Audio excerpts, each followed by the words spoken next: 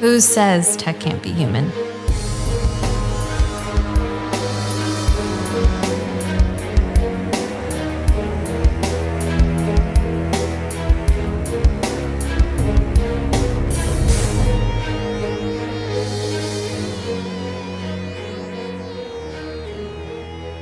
What's going on, Hacker Valley fam? Welcome back to the show. I'm just getting back from Zero Trust World hosted by Threatlocker. I go to a lot of conferences and I gotta say, this might be one of the best produced conferences hosted by a cybersecurity vendor. And here's why. It's easy to create a conference and name it after your company or your product, but it takes dedication, thoughtfulness, and an extreme attention to detail to host a conference that follows a theme while also leveling up your attendees in that domain. And let me tell you, Threatlocker came through. Going to Zero Trust World, we had two objectives. Number one was get to know some of the speakers and attendees. And number two was to host a live stream with Threatlocker's newly appointed Chief Product Officer, Rob Allen. Along the way, we also had some fun, we had some good times, and in this episode, we'd love to give you a sneak peek into those 3 days that we spent at Zero Trust World. So without further ado, let's jump right into it.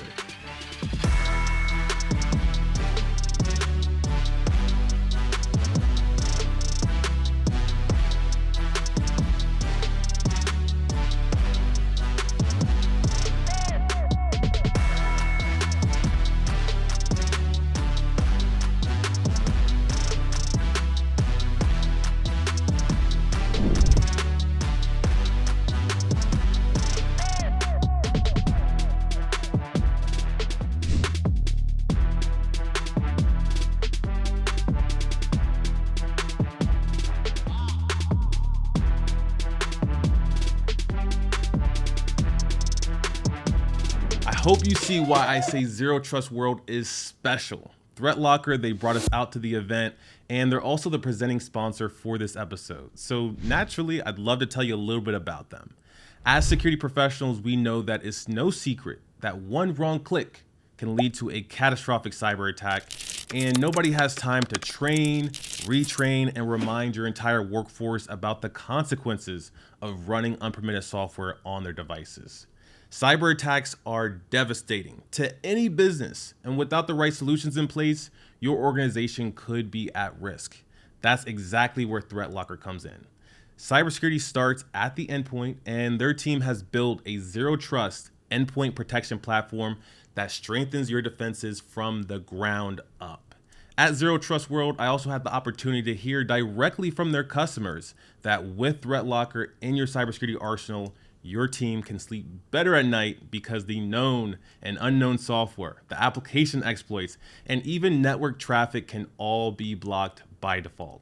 If you're looking for a proactive solution that will keep your business better protected in the face of cyber threats, be sure to check out threatlocker.com and tell them Hacker Valley sent you.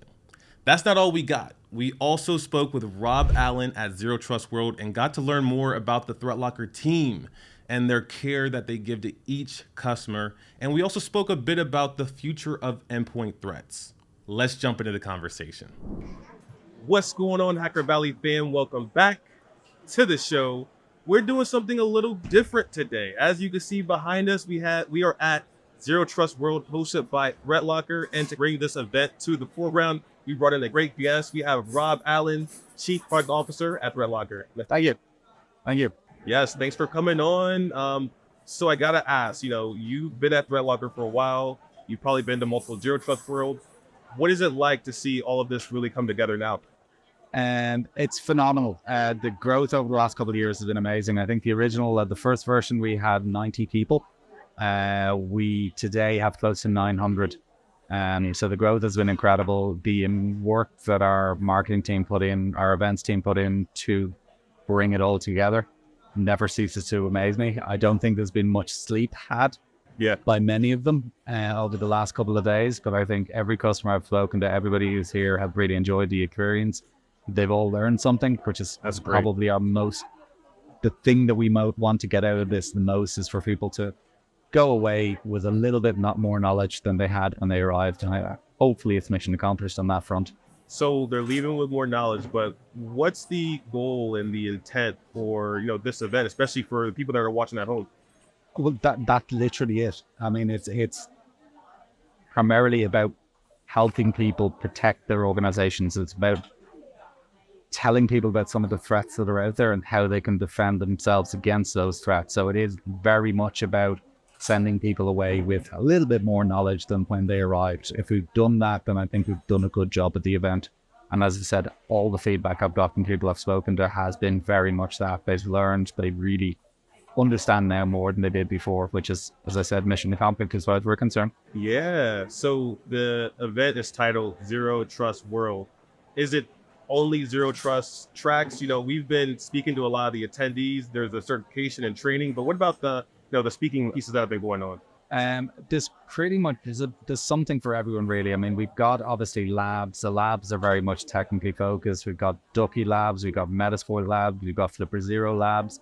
And the Ducky labs, the crowds are literally around the building to get into. I mean, every year we put on more and more and more space in these sessions, and every year they are consistently packed out. We've had to put on double the number of Ducky labs that we had planned just to accommodate all the people that wanted to come to them. But we like to think that there's something for everyone. I mean, it's not just nerds, it's not just techies that are going to enjoy this conference. We've got, CEOs, CISOs from big organizations. There's content suitable for them as well. So we try and make it a mixture of both technical and non-technical to suit anybody who might come. I've met a lot of chief product officers. I've worked with a lot of people on the part side of the house at, cybersecurity startups and vendors. And what comes with the new role, the new title of chief product officer for you? Well, one of the things that I try to do, and one of the things that kind of, I'm not going to say sets me apart, but I'm spent, because we went from basically no staff in EMEA to, as I said, over 30, I spent quite a lot of the intervening time as a solutions engineer. So basically working with the product, working with the customers. So I still have, 20, 30, 40 customers that I deal with pretty much every week. I still have calls with them. I'm still very much engaged with them. So showing them new things, gauging their reaction, see if they like this, see if they don't like that, finding out what the difficulties are, what they find easy, what they find hard, and basically just using those relationships, using those engagements to try and improve the product every single day. It's something that I won't say a lot of people in similar situations, they don't keep dealing with customers directly. And I think it's so important that I do keep those customers directly, because they are our best feedback. If they're finding something difficult, then it's something that we have to fix. So just keeping that day-to-day interaction with customers is something that I found really, really valuable, and hopefully the company do too.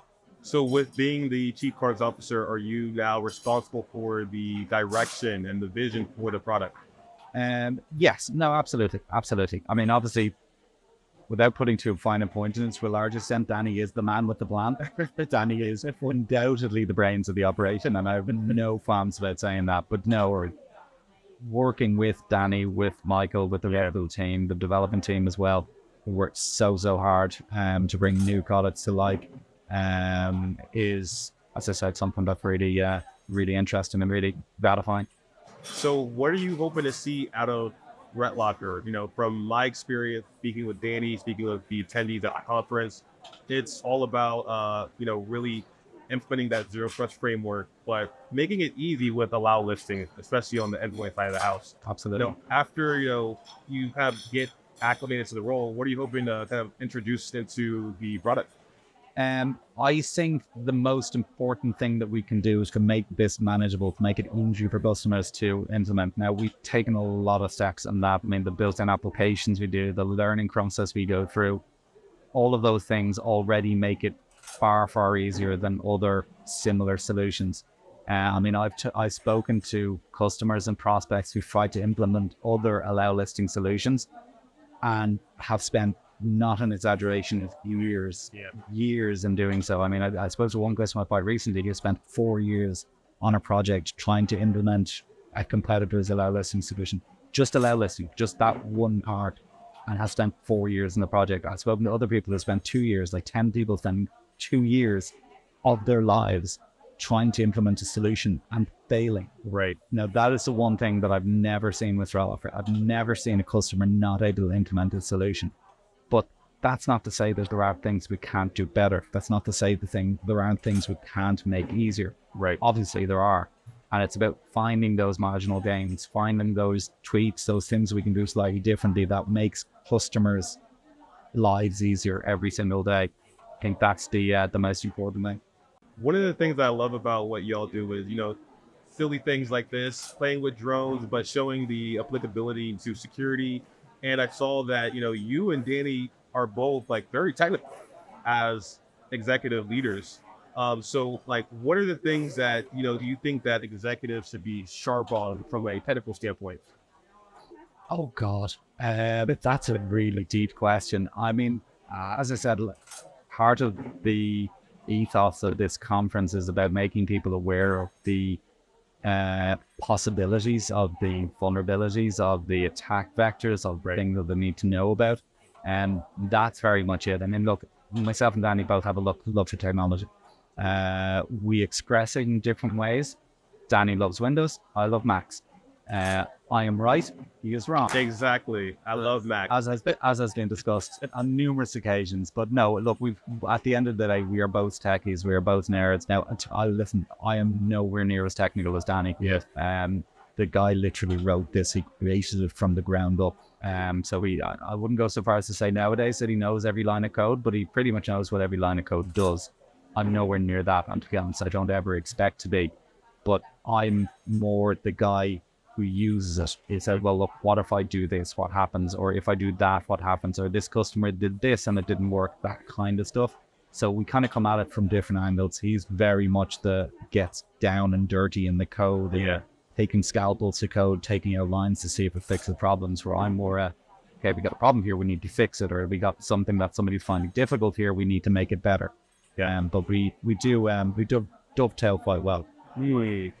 One thing that I think any company or team can learn from Threatlocker, whether they're cybersecurity, enterprise, just focus on enterprise security, or, building a startup, is the culture. I'm not sure if it's because I'm going around the conference with a camera and, people are expressing their love for the company, but even off camera, everyone that I've asked about their role, like, hey, what do you do for Threatlocker? They go into a long explanation with like heart eyes. They love the company. They love everything about it. And in fact, you all gave a few people cars for being Employee of the Year. Yes, absolutely. and fully deserved as well. So yeah, we've given away 3 cars, I think, at this stage. We started it a few years ago.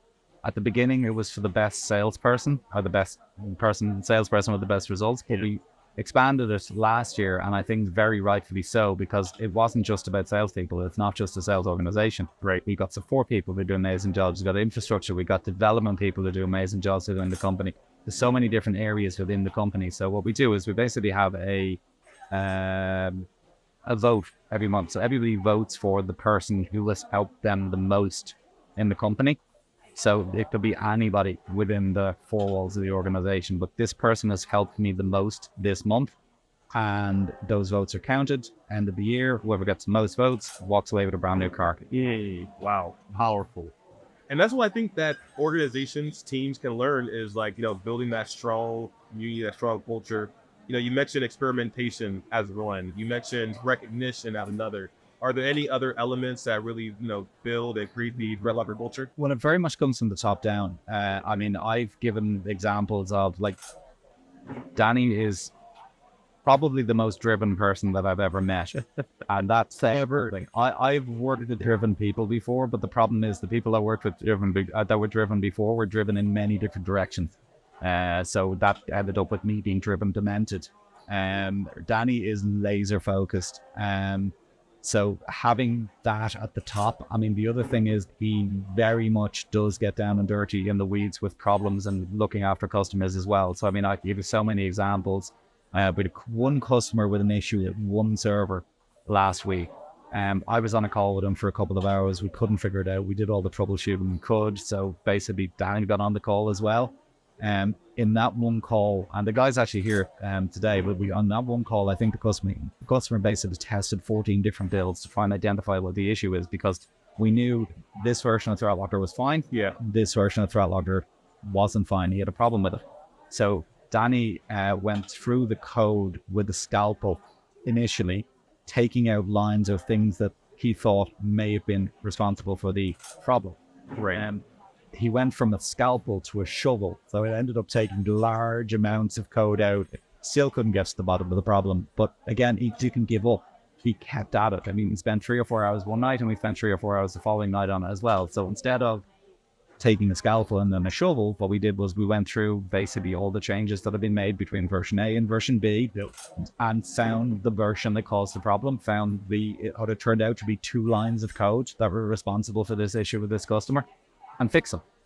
And I don't know of any other company where a chief executive is going to go into that level of detail. Well, first of all, have that knowledge, the ability to go into that level of detail. And the familiarity of the code base. Absolutely. But take his time, like probably 5 or 6 hours of his time to try and figure out this one problem for this one customer. Right. I don't know of any other company that would do that. So it literally comes from the top down. I see Danny do that. I'm going to do the same thing as well. Somebody else sees me do that, they're going to do the same thing too. So it very much does come from top down.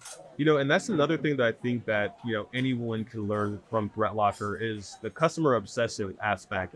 Whether you're working in incident response, whether you have your own startup, I think it's all about, taking care of your customers, taking care of your stakeholders. I heard through one of the attendees that like the response rate is impeccable. If they open a ticket, they immediately get a response. They might call a number as well. They can get a response over the phone. Yep. What do you think are the things that, enable you all to be so responsive? To put it very simply, it's wanting to provide that level of service. It's being proud of the fact that you get a human being on the other end of the chat generally within 30 seconds. I mean, we say 60 seconds, but the average, I think, is about 31 seconds. I mean, I've been on the other side of the fence. I've been the customer working with vendors. You know what I mean? I've been an MSP. I've logged tickets with companies like Microsoft. 3 days later, somebody replies back saying, hey, have you still got that problem? I mean, that's no use to an MSP who's got an immediate problem, or any organization who have an immediate problem right now and needs help. I mean, there's I don't know if it's an urban legend, but Danny literally used to have the live chat notification that was a customer in chat. I used to go around the stereo system in his house until quite recently. So basically, he would know if somebody was waiting for a response longer than they should be. But no, it's something that we're really, really proud about. And it's something that we understand is important to customers as well, because they don't want to be sitting on hold or waiting around for 10 minutes for somebody to talk to a bot who's going to ask them stupid questions, and then eventually they might get passed on to a human being. We know how important it is for people to get an immediate response to the questions. If they're contacting us, they need help. And it's our jobs, it's our responsibility to help them make campaign as effectively as we can. Can you teach that skill? Is that a skill that you can teach? Is that something that must be within someone? What are your thoughts on that? Oh, that's a really good question. It's probably a little bit of column A and a little bit of column B. Yeah. As I said, it is very important to have leaders who lead by example, who do show that they have that interest in putting the customer first. So I think it can be thought. I think it can be demonstrated. I think people can. I mean, look, if you're in an organization and people don't care about the customers, you're not going to care about customers as well. If you're in an organization that really cares about the customers, you're going to really care about the customers too. So I think it probably can be taught, but it's certainly something that pretty much all our staff, the house, very much taken up. So let's talk a little bit about, I want to talk a little bit about the products. I think that what y'all have built is really special. I also want to talk a little bit about, how you select team members. We're already on the team topic, so let's start there. You're building the product, you're looking at the vision, taking Danny's direction, adding in your own. So it's a very delicate finding the right people that could, take what you say and then do it, or take what you say and then say it to other people. What are the things that you look for, when building out and keeping that level of excellence at Threatlocker? That's a really good question. I mean, fortunately, in this particular arena, as in on this side of the pond, I've only been here for 3 months, really. Yeah. Um, Oh, in the US. yeah. Okay. Yes, no, I'm not here for too long. I was in Ireland quite recently. So it hasn't really come up here yet. I mean, I'm working basically with a team that have grown here already. All phenomenal people. All phenomenal people. Again, all have the vision, all have the same desire Danny has. I mean, in EMEA, again, it was slightly different circumstance because we were effectively, even though we weren't a startup, we were effectively a startup over there. So hiring people over there was a slightly different, it was slightly different enterprise than it was here, but something like that. Gotcha. So let's talk about the product now. You know, we kind of talked about how, you know, zero trust supports allow listing. I'm sure there's much more to it than that. Way more than that. Yeah. So what are some of the, you know, key tenets and pillars of Threatlocker? What they do is they allow everything to run or everything to happen unless it's known to be bad. So it's effectively block listing. Great. Let everything happen unless we know it to be bad. Now, what Threatlocker does and what we do, which I think is so unique, is we basically take that principle and tread 180. So instead of allowing everything to happen, everything to run, everything to do everything, what we say is instead of permit by default and deny by exception, why don't you deny by default and permit by exception? Right. So the default action is to deny. The default action is not to permit. And it's such a simple concept. It really is. I mean, the concept of allow listing is not new. People have known about it for, or have used it for a long time, but it's always, as we discussed earlier, being very difficult to manage, to administer, to implement. So I suppose the secret sauce largely with Threatlocker that we make it manageable, we make it easy, we make it incrementable for even medium-sized organizations to do. But the cool thing is we also expand on that. So it's not just about the what can run or what can't run, okay? Because as I said, that's been a thing for a long time. Right. We also take that deny by default, permit by exception principle and apply it to, for example, what things can do when they're running. Because, you know, living off the land is the thing. You don't need to run something bad for something bad to happen. So what we say is, look, well, you have all these all these programs running in a computer. Do they all need to do they all need to access the internet, for example? Probably not. Do they all need to access your data? Definitely not. There might be 10 programs on your computer that actually need to access your information. Right. So why would you let anything other than those 10 programs access your information? So it's a concept that we call ring fencing. And the beauty about it is it's rules, it's hard and fast, it's yes or no. There's no gray area. Have you heard of the Ducky challenge? No. So we like demonstrating using rubber duckies. For those that don't know, rubber ducky is basically a hacking device. So it looks like a USB device for all intents and purposes. But when you connect it to a computer, it's not detected as a storage device, which it looks like. It's detected as a keyboard, but it's a keyboard that you can pre-program with commands. So one of the commands that we pre-program into our rubber duckies is basically a data exfiltration command. So it's a PowerShell command that will go through the user's documents folder and upload everything to our Google storage. And it's a really effective way of showing the danger of those things that are on your computer, because we're not putting anything on the machine, we're not downloading anything on the machine, we're not running anything on the machine other than something that's built into the machine. Right. Now, the Ducky challenge, where the challenge part comes in, is basically we say to people as part of our presentations, look, this is a data exfiltration rubber ducky. It will steal your data. If you think your current cybersecurity solution will stop this from stealing your data, come talk to us, we'll plug it into your computer. If you win, you get to keep the rubber ducky. If we win, we get to keep your data. That's a sensible thing to do, to laugh and to say, no, you're not going to put that anywhere near my computer. But we've had so many people using so many tools. Pretty much every major EDR you care to mention, people have been using. They have used that, they've plugged it into their machine, and we've got the data pretty much every single time. Yeah. And it's really illustrative of the problem with depending on something making decisions about what is good or bad behavior. Because as I said, we don't make decisions about what's good or bad behavior, we apply rules. Yeah. So we don't block it because we decide that PowerShell going through a document folder and uploading stuff to here is bad.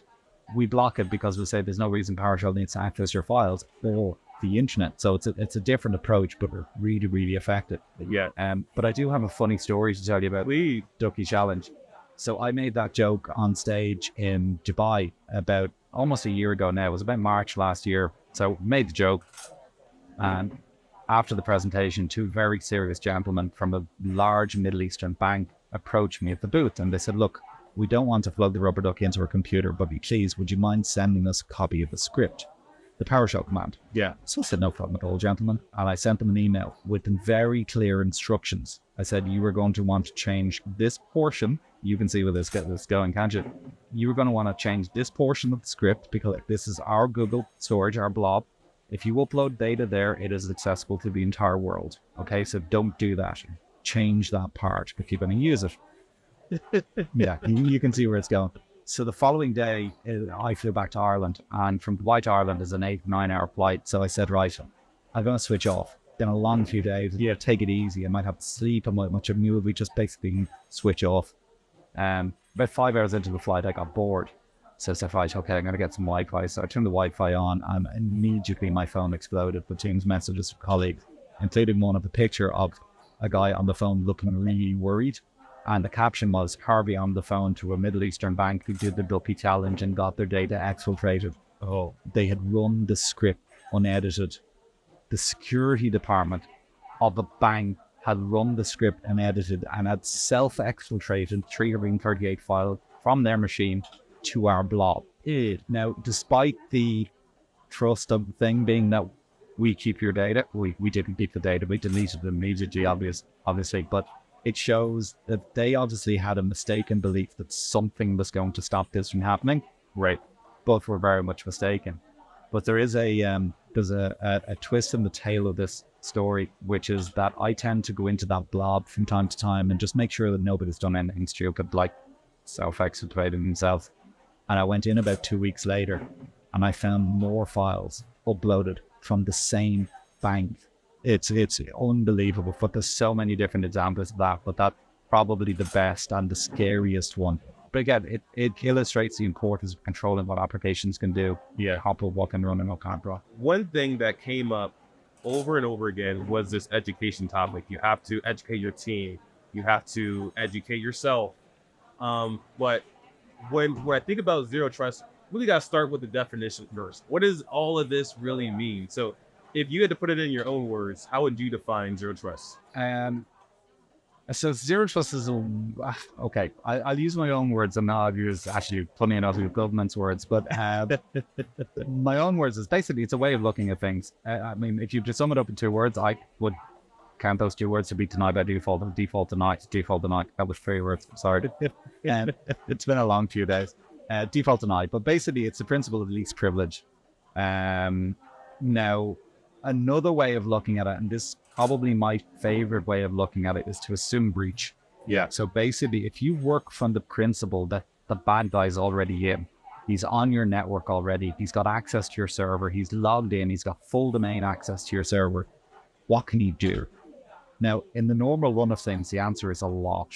He can pretty much run whatever he wants as long as it's not malware, doesn't get picked up by, your traditional tools. They can move laterally, they can exfiltrate data. There's so much that they can do.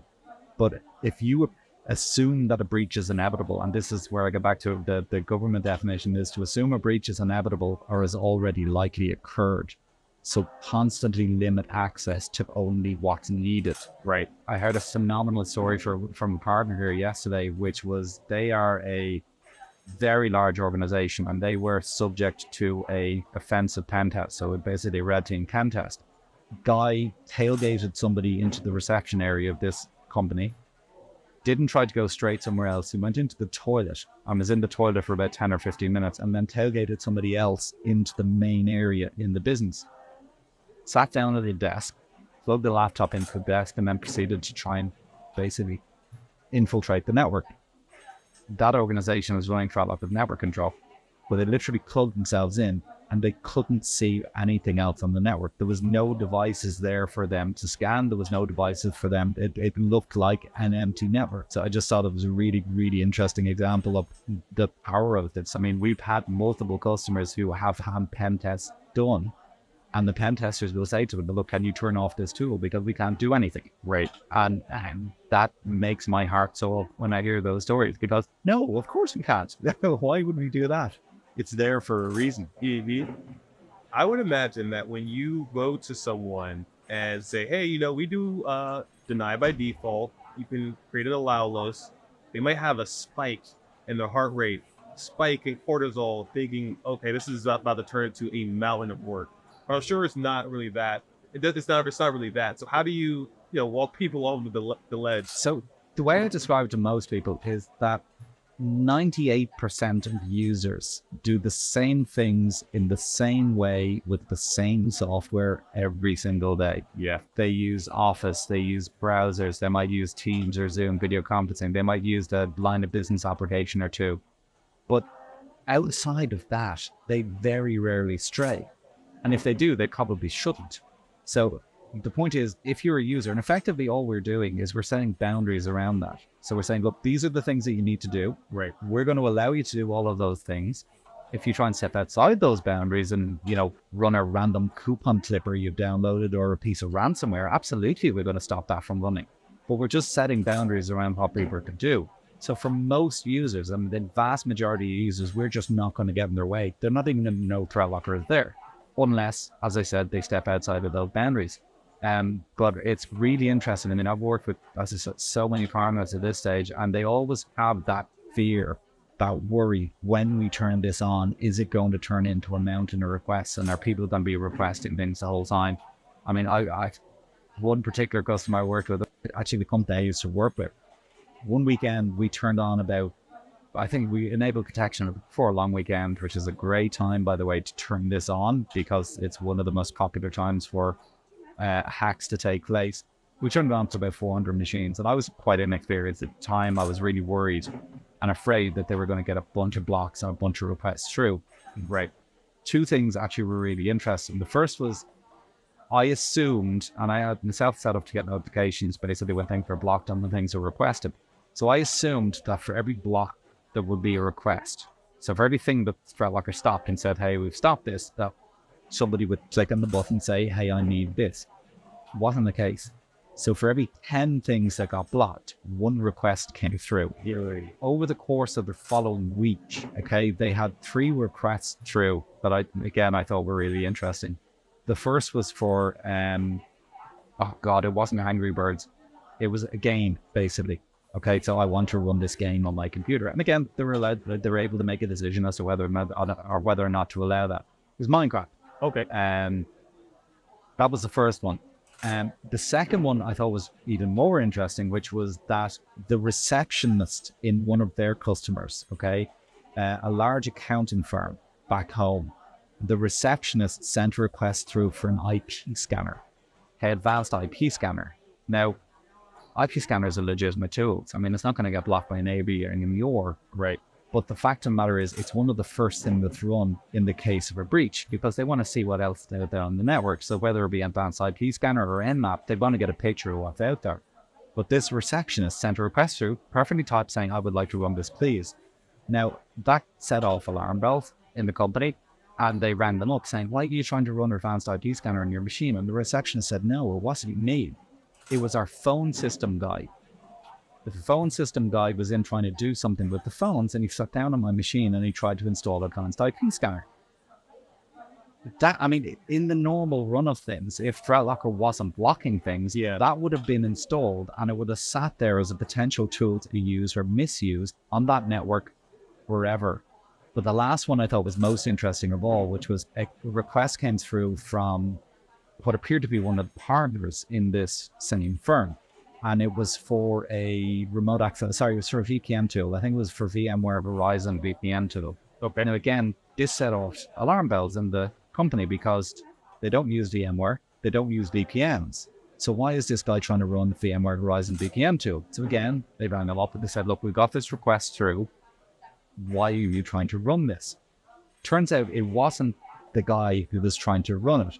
It was his brother, who the guy had given his laptop to with passwords, logged into Office 365, still running the management software, still running everything from that organization, but he'd given it to his brother because it was finished with.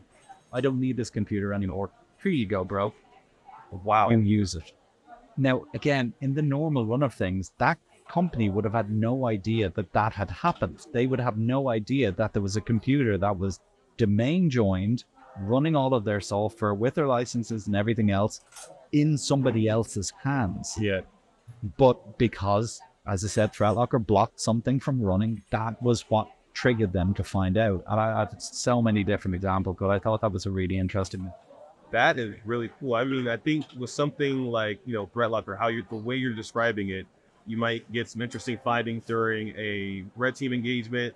You might get some interesting finds when someone's trying to do something weird. And it's interesting to hear about someone giving their brother their laptop, because I bet that happens all the time. And most people don't think let me format this hard drive. Now, that's something that I would do, but Absolutely. most people, I'm sure, oh, great, I have a laptop. Yep. What's the password? I can log in. Yeah, Excellent. you go.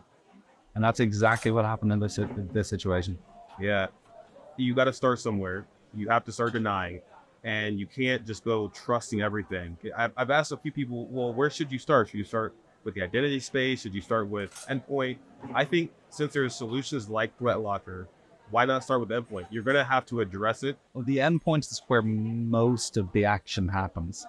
Most of the breaches take place via the endpoint. It's a sad fact of life. I mean, I'm not saying that it doesn't happen elsewhere. It does sometimes. Yeah. But most of the action is on the endpoint. Most of the breaches start at the endpoint, even if they end up somewhere very, very different. So that's why we are focused on that. That's where we're concentrating on. So you mentioned buy Threatlocker, which everybody should. But for anyone that wants to learn, Sorry, let me actually rephrase that. Let me take a step back. Okay. Buy Threatlocker. Yeah. Try Threatlocker. Because we do trials, people can test it out, they can kick the tires, they can see how it works.